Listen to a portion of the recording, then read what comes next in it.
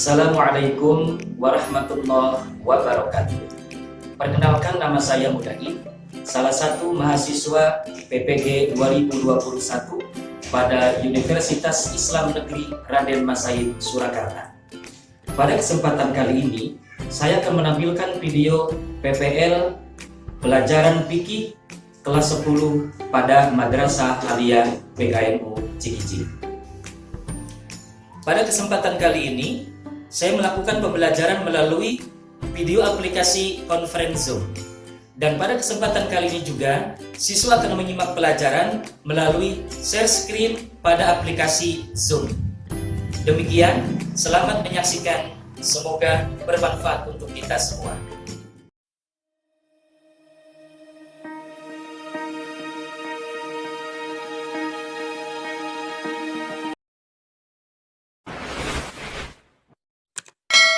Bismillahirrahmanirrahim. Assalamualaikum warahmatullahi wabarakatuh.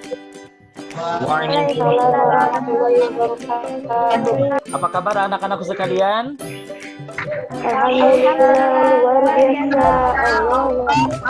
Alhamdulillahirrabbilalamin. Mudah-mudahan kita semua senantiasa dalam lindungan Allah Subhanahu wa Ta'ala. Baik anak-anakku sekalian, sebelum kita mengawali pembelajaran kita, silahkan di antara kalian siapa yang mau untuk memimpin doa? Dimulai, mari kita berdoa terlebih dahulu. Selesai. Baik, terima kasih Ratnawati yang telah memimpin doanya. Semoga kita semua senantiasa diberikan kemudahan dalam melakukan proses belajar mengajar. Selanjutnya anak-anak sekalian, silakan kalian untuk mengisi absensi di WA Group. Silakan beri waktu 1 menit untuk bisa mengisi absen di WA. Silakan. Oke, sudah semua? Baik anak-anakku sekalian, selanjutnya ingin mengingatkan tentang situasi sekarang. Pembelajaran kita yaitu masih menggunakan pembelajaran seperti pada saat ini kita menggunakan Zoom Meet ya. Namun mudah-mudahan kalian tetap semangat melaksanakan kewajiban kita yaitu melaksanakan pembelajaran. Dan tentunya juga ingin mengingatkan bahwasanya situasi kita sekarang ini yaitu masih berada di situasi pandemik ya. Jadi tetap untuk senantiasa menjaga protokol kesehatan. Baik anak-anakku sekalian, di pembelajaran yang kemarin yang lalu kita membahas yaitu tentang konsep fikih dalam Islam. Ada yang masih ingat apa itu definisi fikih menurut bahasa? Ada yang ingat?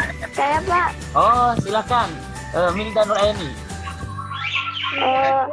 Fikih berasal dari kata fikhun, secara bahasa yaitu fathul amikun, yang berarti pemahaman yang mendalam. Jadi fikih secara bahasa adalah fahmun amikun atau pemahaman yang mendalam. Terima kasih untuk Ida. Selanjutnya, siapa yang bisa tentang materi kemarin? Fikih menurut salah satu ulama madhab. Silahkan, ada yang bisa? Ya, Pak. Ya, siapa? Melin ya. Silahkan, bagaimana? Fikih menurut Ibnu Hanifah yaitu pengetahuan manusia tentang hak kewajiban. Jadi pengetahuan manusia tentang hak dan kewajiban. Itu fikih menurut pendapat Imam Ibnu Hanifah. Betul sekali. Terima kasih untuk saudari Melin ya. Baik anak-anakku sekalian, kali ini kita akan berbicara tentang pemulasaraan jenazah. Ya, anak-anakku sekalian, pemulasaraan jenazah ini merupakan salah satu kewajiban kita sebagai seorang muslim terhadap muslim yang telah meninggal. Kewajiban pemulasaraan jenazah yaitu semuanya ada berapa? Ada yang tahu? Ada 4. Ya, ada 4, betul sekali. Yang pertama apa? Memandikan. Yang kedua? Mengkafani. Yang ketiga, mensolatkan jenazah. Yang keempat terakhir, menguburkan jenazah. Betul sekali anak-anakku sekalian. Baik, apa ingin menampilkan sebuah tayangan PowerPoint sebagai bahan pembelajaran kita hari ini. Kalian bisa simak di layar kalian. Ada berapa orang di sana? Ada 2. Kalian melihat ada kalimat apa yang tertulis di sana? Kira-kira sedang apa biasanya? Kalau ada orang sedang berbaring, terus dibisikkan kalimat la ilaha illallah, sedang apa? Tentang sedang sakaratul maut. Betul sekali. Baik anak-anakku sekalian, selanjutnya apa sih sakaratul maut itu? Sakaratul maut adalah gejala saat mendekati kematian atau ketika manusia akan mengalami kematian. Jadi yang namanya sakaratul maut adalah gejala saat seseorang hendak mendekati kematian. Maka itulah yang disebut sakaratul maut. Baik anak-anak sekalian, kita lanjutkan. Lalu bagaimana sih gejala daripada sakaratul maut itu? Anak-anakku sekalian, gejala sakaratul maut itu ditandai dengan dinginnya ujung-ujung anggota badan, rasa lemah, kantuk, dan kehilangan kesadaran, dan bahkan tidak dapat membedakan sesuatu. Ini adalah beberapa hal yang biasa dirasakan oleh orang yang sedang mengalami gejala sakaratul maut. Siapapun itu yang hidup, kita bahkan nanti pada saat hendak merasakan gejala kematian, maka kita akan merasakan beberapa gejala sakaratul maut. Di antaranya dinginnya ujung-ujung anggota badan, rasa lemah, kantuk, kehilangan kesadaran, dan bahkan hampir tidak dapat membedakan sesuatu. Baik, bisa dipahami sampai sini anak-anakku? Bisa. Selanjutnya, apa melihat seorang yang baru saja meninggal? Pernah. Keadaannya biasanya matanya ada yang masih terbuka atau sudah langsung tertutup? Terbuka. Ada yang masih terbuka, ada yang sudah tertutup, bahkan mulutnya ada yang masih terbuka atau menganga, ada yang sudah tertutup. Ya, ini yang harus kita pahami sebagai salah satu siswa madrasah aliyah, harus tahu bagaimana hal yang harus kita lakukan manakala kita melihat atau menjumpai orang yang baru saja meninggal. Anak-anakku sekalian, bisa kalian lihat beberapa hal tentang jika kalian melihat orang yang baru saja meninggal. Yang pertama, jika matanya masih terbuka, maka hendaknya ditutup dengan cara mengurut kelopak matanya. Apabila jenazah tersebut matanya masih terbuka. Jadi ditutup matanya dengan cara mengurut kelopak mata secara perlahan-lahan atau secara pelan-pelan. Itu yang pertama. Yang kedua, jika mulutnya masih menganga atau terbuka, maka hendaknya dikatupkan dengan tali ya ke atas kepalanya. Jadi apabila kalian melihat jenazah yang masih terbuka mulutnya, maka hendaklah dikatupkan dengan menggunakan tali di kepalanya. Yang selanjutnya, anak-anak sekalian, yang terakhir tentang bagaimana kita saat melihat orang yang baru saja meninggal. Maka setelah matanya ditutup, mulutnya dikatupkan, lalu maka hendaklah menutup tubuh jenazah dengan kain. Sebagai apa? Sebagai bentuk penghormatan kepada jenazah. Pahami? Ada berapa poin anak-anak? Ada 3. Ada 3. Yang pertama apa? Jika matanya masih terbuka dan hendaknya ditutup dengan Iya. Yang kedua? Yang kedua, jika mulutnya masih menganga atau terbuka, hendaknya dikatupkan dengan tali. Betul sekali. Yang ketiga? Menutupi tubuh jenazah dengan kain sebagai bentuk penghormatan. Selanjutnya, anak-anakku sekalian, silakan disimak. Memandikan jenazah. Orang yang sedang memandikan jenazah. Betul sekali. Selanjutnya, memandikan jenazah. Memandikan jenazah adalah membersihkan dan mensucikan tubuh mayat dari segala kotoran dan najis. Ya. Jadi memandikan jenazah itu tujuannya dua, membersihkan dan mensucikan jenazah dari kotoran dan najis. Ya. Selanjutnya, halo anak-anak sekalian, suara saya bisa kedengaran? Bisa. Ya. Untuk Areja silakan di-mute suaranya. Iya, terima kasih ya. Selanjutnya yang melekat di badan, jenazah laki-laki dimandikan oleh laki-laki, jenazah perempuan dimandikan oleh perempuan, kecuali suami atau istri atau muhrimnya itu boleh. Ya, ini ketentuannya. Jadi kesimpulannya, memandikan jenazah adalah apa? Membersihkan dan mensucikan mayat dari kotoran dan najis yang melekat di badan. Jika mayat jenazah laki-laki, maka dimandikan oleh siapa? Jika mayatnya perempuan, dimandikan oleh siapa? Perempuan. Boleh tidak suami mandikan istrinya? Boleh. Boleh tidak istri mandikan suaminya? Boleh. Boleh tidak seorang anak perempuan memandikan ayahnya? Boleh. Boleh. Baik, betul sekali anak-anakku sekalian. Selanjutnya anak-anakku sekalian, lalu sebenarnya apa sih hukum daripada memandikan jenazah itu? Ya, ini ada yang coret-coret ini, siapa? Ada yang coret-coret ini ya. Jangan nakal, ya tangannya diam. Ini lagi pembelajaran. Baik anak-anak sekalian, kita lanjutkan. Hukum memandikan salat jenazah. Ada yang tahu apa? Siapa yang tahu? Ayo. Fardu kifayah. Fardu kifayah. Apa itu fardu kifayah? Ada yang tahu anak-anakku sekalian? Baik, fardu kifayah adalah status hukum dari sebuah aktivitas dalam Islam yang diwajibkan, yang wajib dilakukan, tetapi bila sudah dilakukan oleh muslim yang lain, maka kewajiban ini akan gugur. Jadi fardu kifayah itu kewajiban yang bisa diwakilkan, ya. Baik, contohnya apa? Seperti mensalatkan jenazah, memandikan jenazah, belajar ilmu tertentu, dan melakukan kewajiban Islam yang lainnya. Baik, terlihat ada gambar apa di layar HP kalian?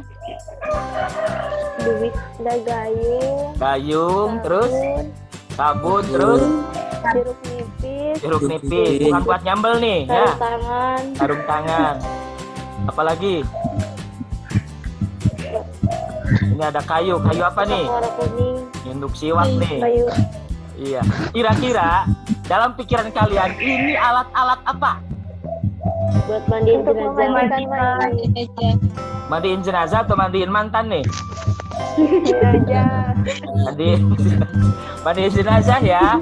Selanjutnya, apa ingin menyajikan sebuah video? Oke, apa ulang dulu nih. Apakah suara apa jelas? Jelas, ya. Apa ingin menampilkan sebuah video? Silakan kalian simak, ya.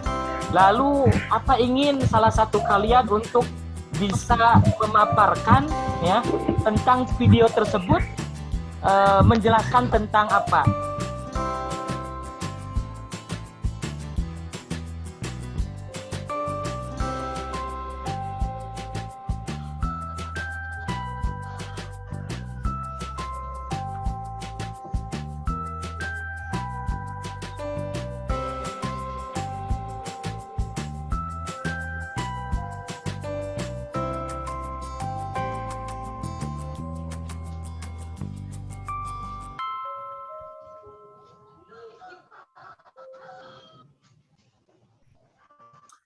Setelah melihat video tersebut, apa yang adik ketahui tentang cara-cara daripada memandikan jenazah?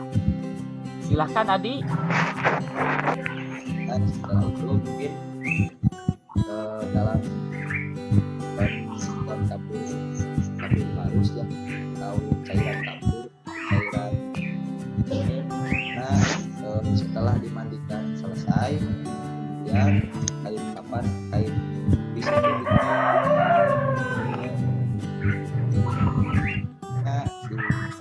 atau tidak dikasih. Setelah itu mungkin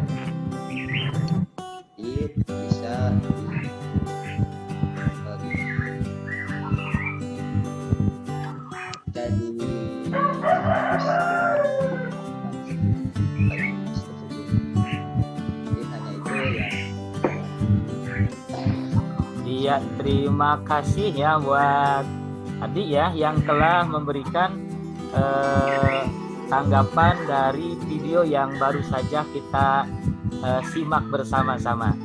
Oke, baik anak-anakku sekalian, masih semangat? Masih. Apa ingin memberikan permainan dulu nih sebentar ya sebelum kita masuk melanjutkan materi ya. Silahkan di mic-nya silahkan di on-kan semua sambil simak. Nanti kalau apa bilang halo, kalian bilang hai. Bisa? Ya. Kalau apa bilang hai, kalian bilang halo. Bisa? Oke. Kita coba ya. Halo. Hai. Oke. Hai. Halo. Iya. Halo, halo, hai, hai. Halo. Hai, hai, halo, halo. Halo. Hai. Hai. Halo, hai, halo, hai, hai, halo, halo, halo. Apa ingin membagi kelompok kalian ya? Membagi kelompok tentang permasalahan, silakan tentang permasalahan tata cara memandikan jenazah yang terkena virus COVID. Baik, selanjutnya untuk laki-laki Adi yang ketuanya dan kelompok wanita perempuan untuk ketuanya yaitu Saudari Ida. Saya ingin mempresentasikan tugasnya tadi. Oh iya boleh. Oh sudah, silakan. Bagaimana? Cara memandikan jenazah terpapar COVID-19 berdasarkan Fatwa MUI nomor 18 tahun 2020. Memandikan jenazah dilakukan dengan pertimbangan pendapat ahli terpercaya. Cara memandikan jenazah terkena virus corona adalah sebagai berikut. Yang pertama, memandikan jenazah tanpa membuka pakaiannya. Yang kedua, petugas yang memandikan wajib berjenis kelamin yang sama dengan jenazah. Dan begitu pun sebaliknya juga. Kemudian jika tidak ada petugas berjenis kelamin sama, maka petugas yang ada tetap memandikan dengan syarat jenazah tetap memakai pakaian. Jika tidak, maka jenazah ditayamkan. Ada yang ditanyakan? Ya. Kalau tidak ada, anak-anakku sekalian, sebagai penilaian ya, sebagai penilaian. Nanti kalian kopikan atau klik langsung, ini boleh. Baik anak-anakku sekalian, dari kalian barangkali siapa yang mau menyimpulkan? Satu, meletakkan jenazah dengan kepala agak tinggi di tempat yang disediakan. Yang kedua, yang memandikan jenazah hendaklah memakai sarung tangan. Yang ketiga, ambil kain penutup dari jenazah dan ganti dengan kain basahan agar auratnya tidak terlihat. Ya, terima kasih untuk Melin. Oke, semuanya tepuk tangan untuk kita semua ya. Oke. Anak-anakku sekalian, alhamdulillah untuk pembelajaran kita hari ini telah selesai. Untuk tugas jangan lupa sebagaimana tadi apa sudah menyampaikan, sudah disediakan di Google Form ya untuk dikerjakan, untuk dinilai, nanti kirim kembali, nanti apa periksa untuk minggu depan. Baik, sebelum kita tutup pertemuan kita, silakan untuk Adinda Ratnawati untuk membacakan doanya kembali.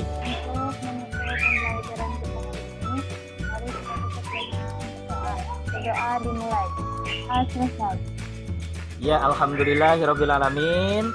Pembelajaran kita pada telah selesai. Mudah-mudahan menjadi keberkahan, bertambahnya ilmu yang manfaat untuk kita semua. Mohon maaf apabila ada kekurangan. Assalamualaikum warahmatullahi wabarakatuh.